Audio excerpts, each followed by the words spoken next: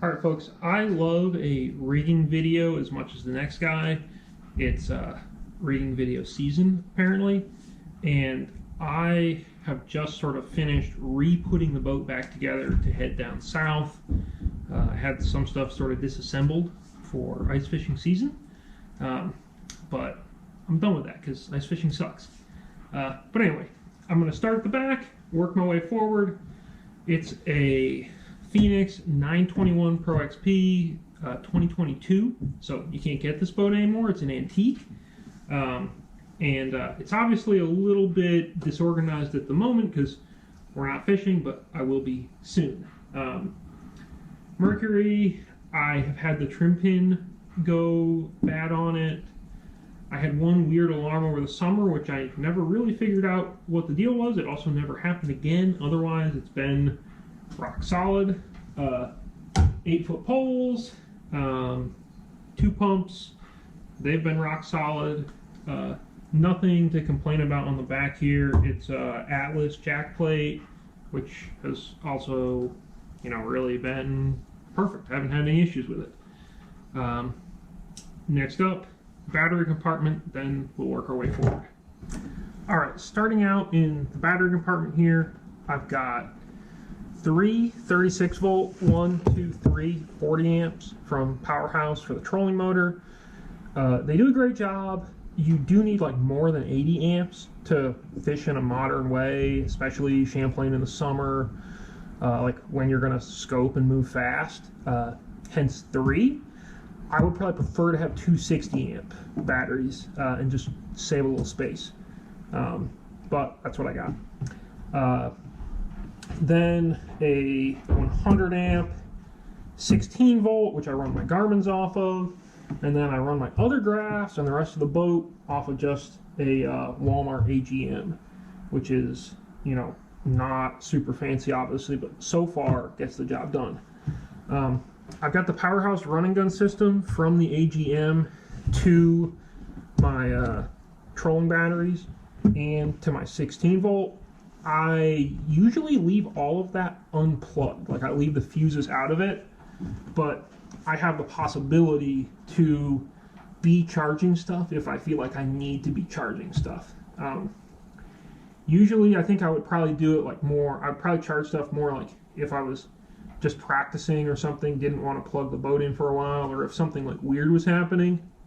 Mostly when I'm coming back to the house every night or whatever, charging every night, everything's good. On that note, I have all my chargers on a board that are outside of the boat, so like every night I'm plugging stuff in, clipping stuff on, I'm doing that. I'm not, I don't have anything in here that's like just plug in and go. I don't really run into any issues doing it that way, and it, makes everything really easy to replace or fix or, get at, as opposed to having an onboard charger. But I'm not saying anything bad about onboard chargers, for sure. I did all my own rigging from an electronics perspective, so I have a cutoff here for my Garmin's, I have a cutoff here for my other graphs, and then obviously over here you've got the main power cutoff just from Phoenix. And I guess that's pretty much it back here.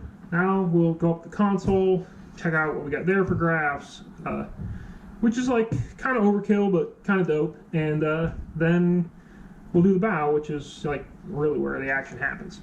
So at the console I've got potential to run 3 graphs, potential to have some live scope show up. Mostly, like on your average fishing day, average tournament day, I've got the Lowrance, an HDS Pro 12-inch, and then I've got a 12-inch 1243 Garmin. I run my side imaging, my down imaging. I basically run all my sonar off the Lowrance. And then on the Garmin, like typically most days I'm running a map, and honestly like just a map. Most of the time, let's see. I love having like multiple maps. If you look over at Lake George here, like I've got my shading set up like real pretty here. And I've got shading there too and stuff, but it's just nice to have like 2 different things to look at. And this is a very quick, nice map to run off of. But I also have the ability to look at all my transducers at the bow off this Garmin.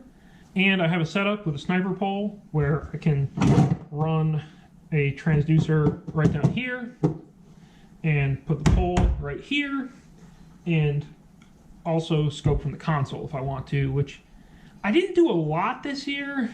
I think I will do more some years than others. A lot of it kind of depends on if there's a tournament or if there's something that I'm practicing for, is what I've found. Like, I fished one tournament in Lake George this year, and I practiced a lot with the pole because I knew what I was looking for, and it was just very efficient for me to look and be like, yeah, this is a place worth investigating more.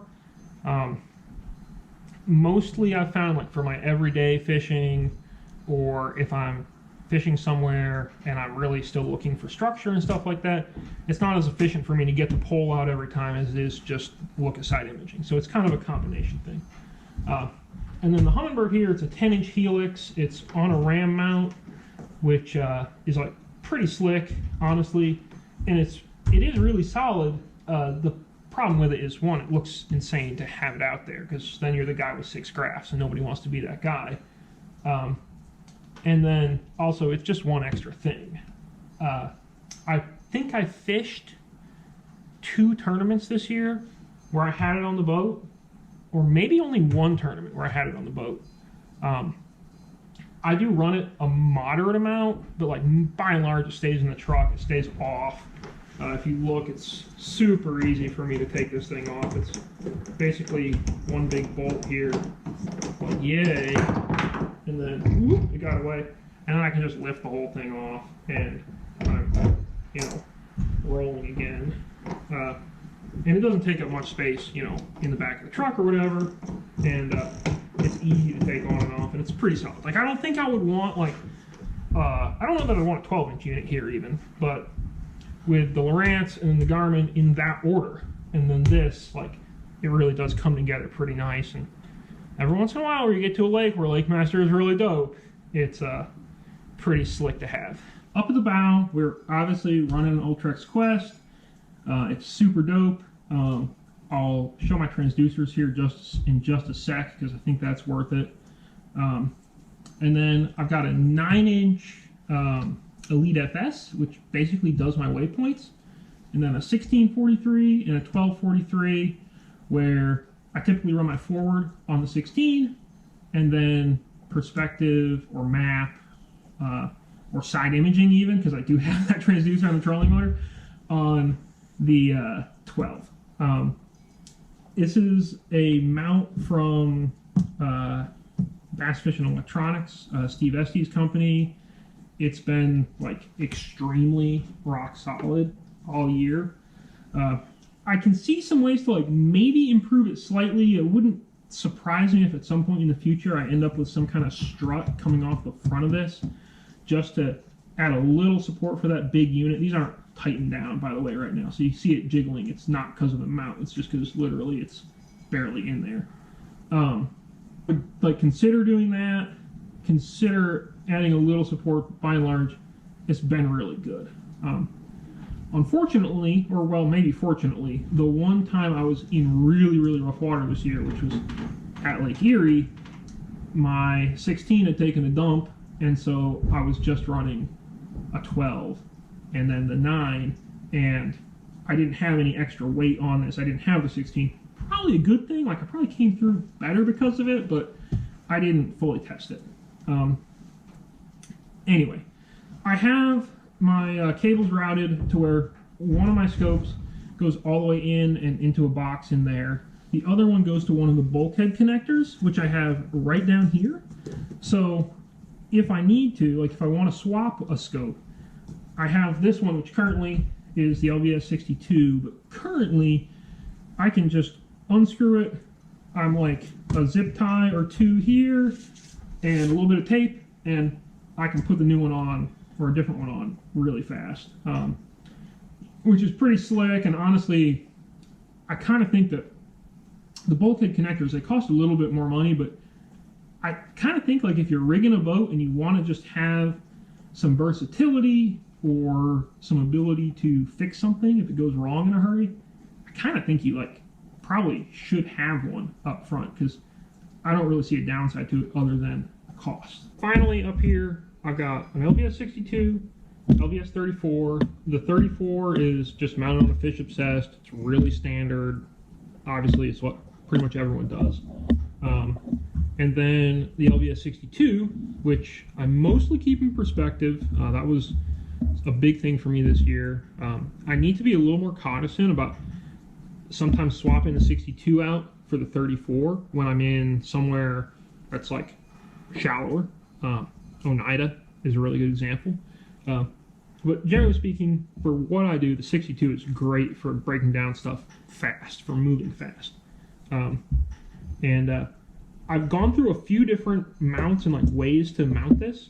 You can't really put the 62 on the fish obsessed. Well, you can, and it's great, but it's not strong enough. Like this transducer is too heavy for it consistently, especially in rough water. The stock mount doesn't really give you any variability, right? Like it doesn't let you slide it up and down, scooch it around very much. Like it's there. This is the mount from NBT. I've had it on not all year. I think I got it in the fall, like maybe sort of September or so. And it's been really good. To like kind of get it crunched down and get it actually in there, I use pliers. I don't really do like hand tight.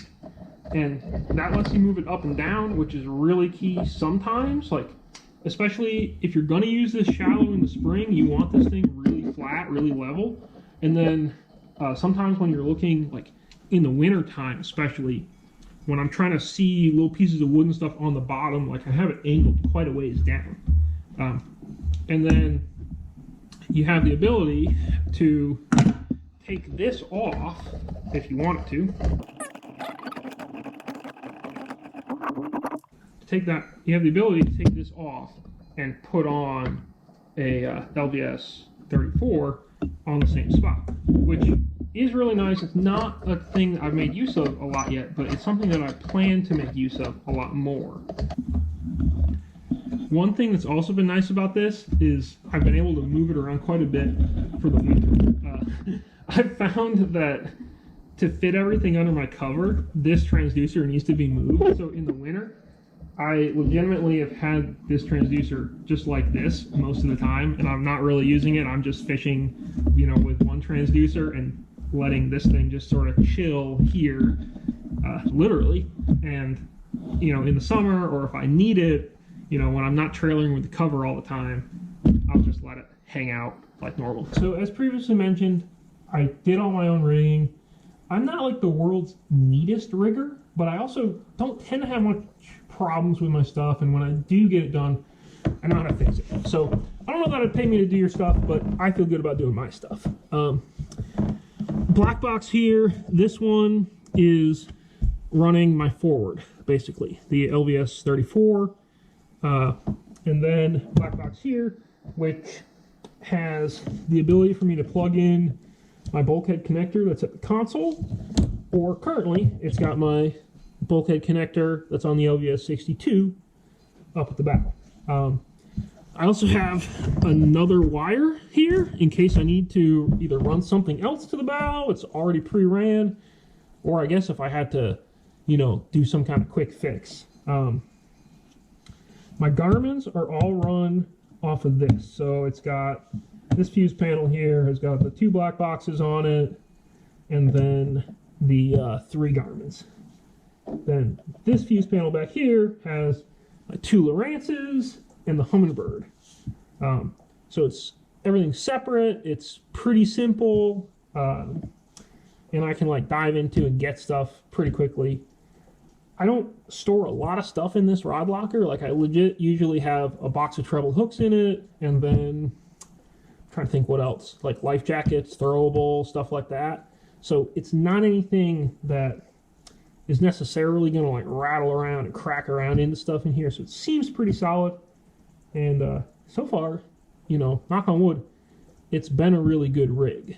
I really don't have too many complaints, too many things that I would change on it. So if I was going to change anything on the boat, realistically, it'd be here, because this is a lot going on, and honestly, I found out that I used my Humminbird quite a bit less than I really anticipated. So a thing I'm considering doing, it wouldn't be a surprise to me if, May, June, this is what you see, is I'm strongly considering like a single 16 Lowrance.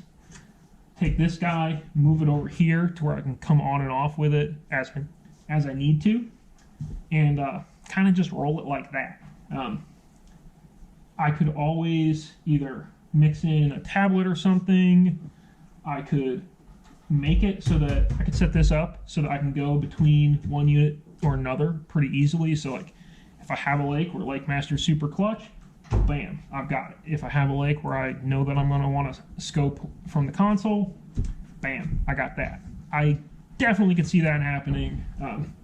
I'm pretty well locked in from a waypoints perspective on Lowrance, so I don't really expect that to change. I don't really expect my forward-facing sonar to change from Garmin.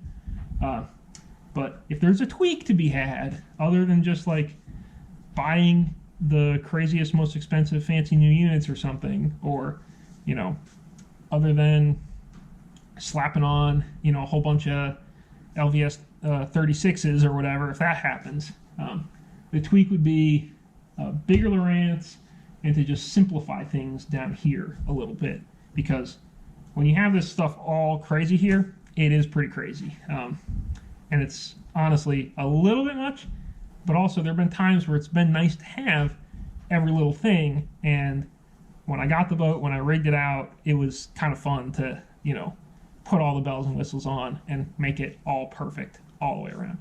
So anyway, thanks for watching.